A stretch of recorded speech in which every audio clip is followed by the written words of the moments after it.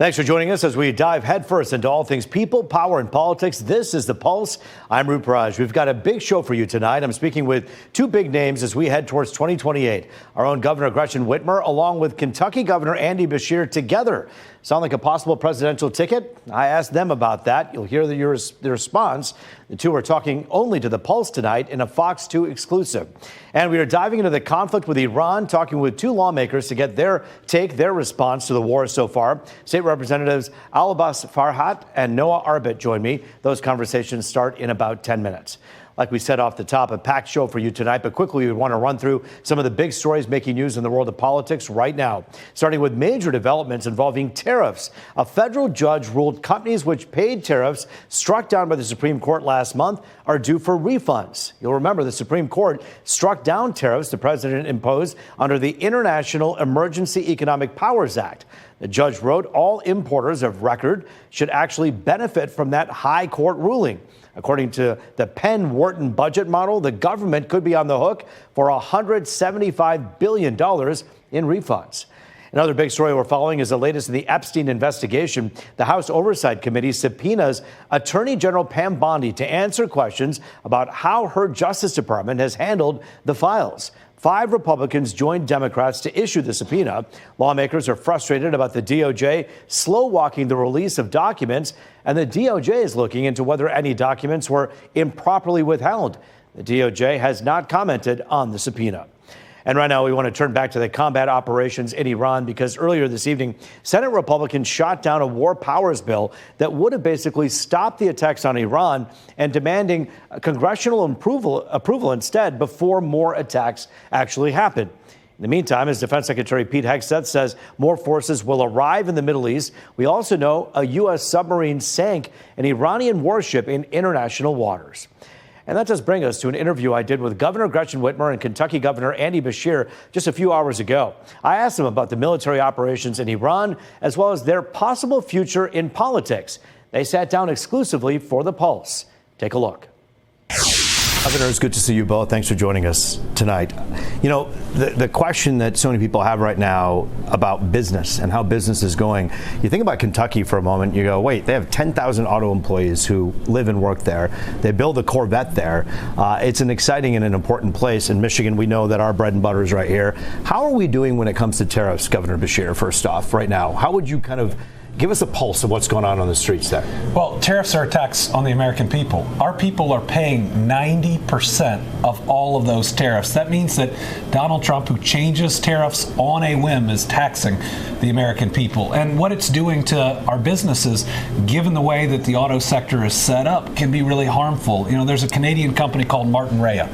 And Martin Rea has 500 employees in Kentucky. And they send parts from Canada through Michigan to Kentucky, down to Mexico and back. And right now, when you look at what tariffs are doing there, it threatens all those jobs. Governor Whitmer, so many people thought when the tariff situation started and President Trump was doling these out from the White House that we would be in a state of complete chaos in the state of Michigan. That hasn't been the case. Does that surprise you? Well, I wouldn't say that. It's been easy, though, right? I think our businesses have been very thoughtful and strategic, but the fact of the matter is not knowing what the policy is going to be next month, much less what kind of mood change might happen in Washington, D.C., makes it impossible to really plan to make the longer term investments. We have seen some over the last year and change. We have seen contraction when it comes to manufacturing.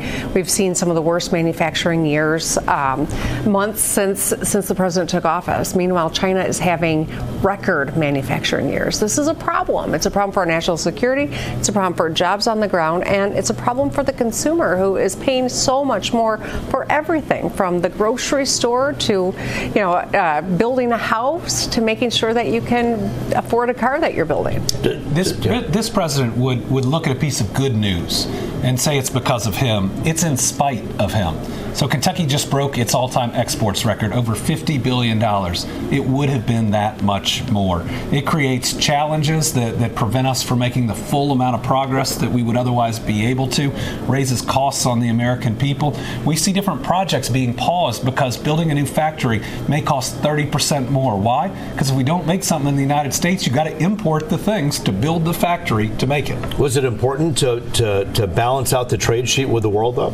Well, in a thoughtful way in some instances, perhaps, but in an unlawful way, no, and in a chaotic way, what it does to businesses. But at the end of the day, it should be this simple. Who paid the tariffs? And the answer is 90% of them, the American people. That's a tax that the American people didn't vote for, and that's something our president shouldn't be doing. Does it bring you any solace to know that the Supreme Court and the justices, even those Trump appointees, came out and said, hey, hold your horses with some of these sweeping tariffs? Well, I think that they were very rightly said that the president was way outside of the scope of what his powers are, that he did not have the ability to do that. Yet we see this president going into Congress and saying, I don't need any of you, and I'm going to impose new tariffs. And they've changed twice just since then. So I think that tells you exactly why it's so hard for the American people, the consumer, but also for American businesses to foresee what the future is going to be so that they can make investments right here and now. We want business to grow. We want good paying jobs. We want the American people to get ahead. The chaos coming out of Washington, D.C. makes all those things harder. Let's talk about what we're looking at with this war situation in Iran. For the people of Kentucky, for the people of Michigan, when you watch the situation unfold, what are you paying closest attention to right now? Well, the first thing I'm paying close attention to is how many American soldiers we've lost. The latest news I've seen are 6, and I believe they were all under the command of a unit out of Fort Knox, Kentucky. So we're thinking about those families knowing they're waking up without a loved one and lost in such a traumatic way. So while the first 4 that have been identified aren't actually from Kentucky, we want to send them our love and our prayers. The president owes a full explanation to the American people and to Congress, and not one whose justification shifts and changes by the minute. Yes, we can all agree that the U.S. military is the best in the world. Yes, we can all agree that the Iranian regime are bad guys who had murdered thousands of people and sponsored terrorism. But still, if we are going to put American lives at risk, if we are going to engage in what the president is calling a war, he has a duty to be transparent to the American people, and he hasn't been. Do you think there's a double standard? I know that President Obama, when we talk about Libya over the I think it was in 2011, where over the course of many months there were so many strikes that were happening without the authorization of Congress. Why is this different to you, Governor Whitmer? I think the credibility of the White House is really at an all-time low. We know that this is a president who said he was going to end wars, not start them. We know that this is a president who told people he's going to bring down the cost of everything instead of increase it. You know, what has been said versus what the reality is on the ground has been different. And so Congress has a really important job here to make sure that they are asking the tough questions of this administration. As my colleague said, we need to know that there's a strategy here, what the goal is, what the plan is to meet that goal. None of that has been communicated consistently with the American people, much less with Congress. And so I want to see Congress do their job and demand accountability. I also want to know that we're all going to be safe in the process. I've had multiple briefings on Iran.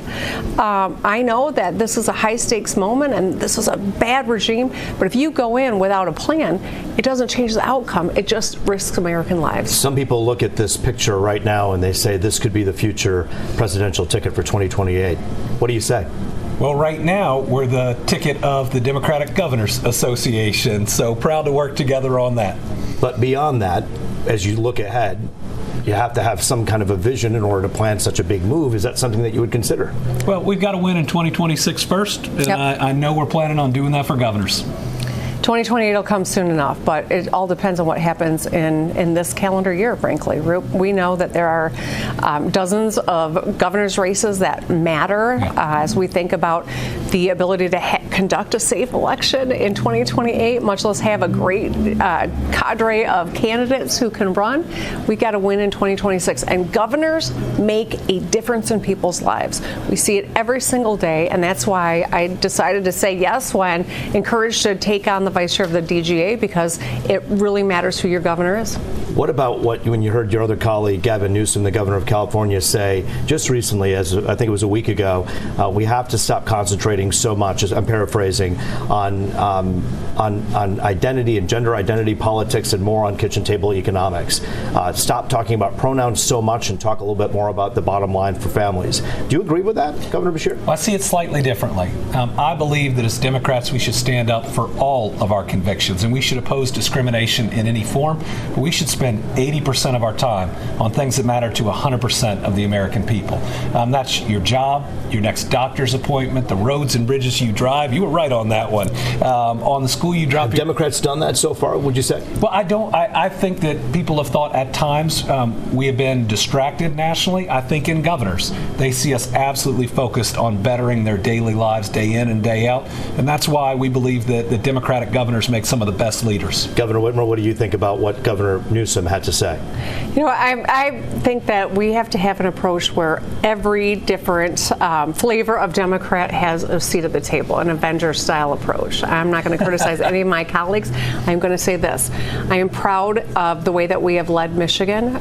We've led it so that every person is respected and protected in the law and has dignity, and also where we've got an economy that creates opportunity for everyone, an affordable house, a way to get health care that you need, fixing the damn roads. These are the fundamentals that help people get ahead.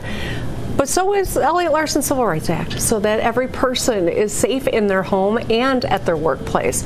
I think you can do all of the above and have a compelling story to tell, and I think that's something which is one of the reasons I identify as a Democrat. Should you decide to run together, please talk to us. Talk to us first. You can do it. This is Detroit Station.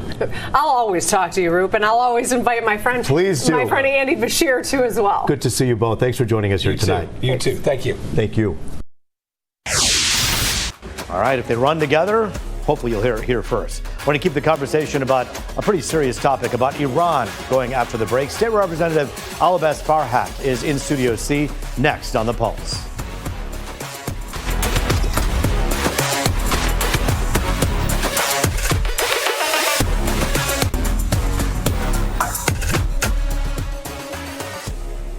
Back now on The Pulse, looking at all things people, power, and politics. Here with his perspective on the combat operations in Iran is State Representative Farhat. And it's good to see you, Representative. Thanks for joining us here tonight. Yeah, thanks for having me, Roop, for a very important discussion. It is an important discussion. You and I were talking when this first all happened. You have some concerns about Operation Epic Fury. First of all, of course, we all think about those 6 service members who were killed as they were fighting for this mission. Your thoughts on where we are right now, where this is headed? I think it's really tragic that we're mourning the lives of 6 American soldiers who are fighting a war that Congress never voted on and the American people never wanted. They're fighting Israel's conflict in the Middle East, a war that Prime Minister Netanyahu started, and that war that America is being dragged into. And I think it's a damn shame that Congress has taken so long to rein in this president, rein in this Department of War, and make sure we're not going to be put into another endless war. It's $1 billion a day is what this conflict is costing American taxpayers. $1 billion a day. For that, we could have the best public schools, the best infrastructure. We could be investing in health care that actually works for people. But instead, we're buying bombs and we're killing innocent people. 153 schoolgirls in Iran were killed by the missiles that we're sending Israel. The president calling this a noble mission, saying that he's helping stop menacing activities, making sure these nuclear programs aren't advanced any further. I know they've been obliterated as of June, but they were fearful that they were building it back up again. Does that concern you at all about Iran's nuclear capabilities if gone unchecked? I mean, look, they've been saying Iran's 6 months away from a nuclear bomb since I've been alive. It's always been 6 months away, 6 months away. They did Operation Midnight Fury where they bombed and they said they took out the nuclear program. But here's what I have doubt. is to trust this administration right now to handle this situation when they have no plan, when members of Congress are walking out of a classified briefing, concerned that there's no strategy, no plan. You ask the White House why they're doing this 7 times, they'll give you 7 different answers. That's not the certainty that the American people want. And another thing I'll say, Roop, is this. We've heard more about this conflict from Prime Minister Benjamin Netanyahu than we have from the American president. He himself has told us, tune in to Netanyahu's interviews to hear why we're in this conflict. And that's a shame. The American people deserve transparency in this conflict. I want to talk a little bit about the war authorization that Congress has in its behest, in its powers.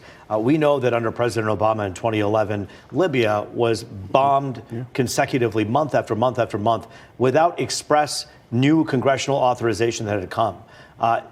There was an outcry at that time from many people. Do you believe that there's a double standard here in the way people are questioning President Trump and perhaps didn't question President Obama at the time? Look, I think people are sick of hypocrisy in politics. They're sick of seeing people say, do this now, but don't do that then. What has to happen, you have to be consistent. And me, as an American taxpayer, I don't want to see my dollars going to a war Congress never voted on. The founders of this nation were very clear in Article 1. It is the Congress's authority to declare war or not. Do you believe that there is hypocrisy then, that President Obama was kind of given a green light to do this without the type of I'll put it very clearly. opposition? Anytime a president acts on his own without consulting Congress on an act of war to bomb a foreign nation, I think requires us to question those people that were elected to Congress for not questioning him. Anytime. Let's talk for a moment about how this ends in your mind. When you look at a protracted war or a conflict, or if you look at something that would be shortened to 4 to 5 weeks, the president said it could be 4 to 5 weeks. It could take longer. Do you believe that it'll be a long, drawn-out war, or do you believe that this is going to be shorter? And this is the same guy that said he'd have a ceasefire in Ukraine and Russia the first day he's in office. He's the guy that said we have a ceasefire in Israel and Gaza, and we see it's not worth the paper it's printed on. I think I have very, very little weight and credibility in what this president is promising the American people. That's why Congress needs to step up and do their jobs. They need to rein him in. They need to make sure that the Secretary of War that we have, who was a Fox News commentator just a year ago, I don't know what credibility or qualifications he has to come in and tell us that we need to go to war. Congress needs to step in, pull the reins back, withhold any more funding to go into a war they never voted on, and make sure we're not putting more Americans in harm's way. Do you believe that Congress will be able to assert its power and have some kind of binding power that can make a difference in this? I think if Congress is doing the job they were elected to do and actually upholding the will of the people they represent, 100% no doubt in my mind. But they allow special interest in the AIPAC lobby and foreign influences from the military-industrial complex to weigh in and sway them, then no, they'll let it keep going on. But it's the same. Again, $50 billion, Roop, is what they're saying this is costing us. $1 billion a day. When you look at the people who are reacting on the streets of Iran, you have some people in large numbers coming out to say they're celebrating and they're actually praising President Trump. And then you have some video coming out showing that people are angry at America's intervention. Where would you say we can place our trust in terms of when we look at social media and try to figure out what they really feel? Look, I think social media, you'll find whatever you're looking for on social media nowadays. You know, you'll find people protesting in support of the regime, people who are mourning the death of the supreme leader of Iran, and you'll find people that are protesting the other way on that. I think for us as a country, we should be looking first at how our residents, our citizens are in this nation. We have citizens dying on the street from homelessness, people who don't have affordable health care, that can't afford groceries. And I don't know why we're wading ourselves into another conflict. I don't know why that's any of our business, to be honest. Well, and you're echoing a thought that many actually MAGA Republicans who are loyalists to President Trump are saying right now, saying, hey, whatever happened to America first? Because these issues that you speak of still matter and are still very important to the people on the other side of that camera, regardless of political stripes. Yeah. Representative Farhat, thanks for your time. Thanks for joining us here tonight on the Pulse. Thank you for having me. Appreciate you being with us. We're keeping this conversation going with another perspective as well. State Representative Noah Arbit. He joins us next on the Pulse, talking about Iran and the latest. We'll be right back.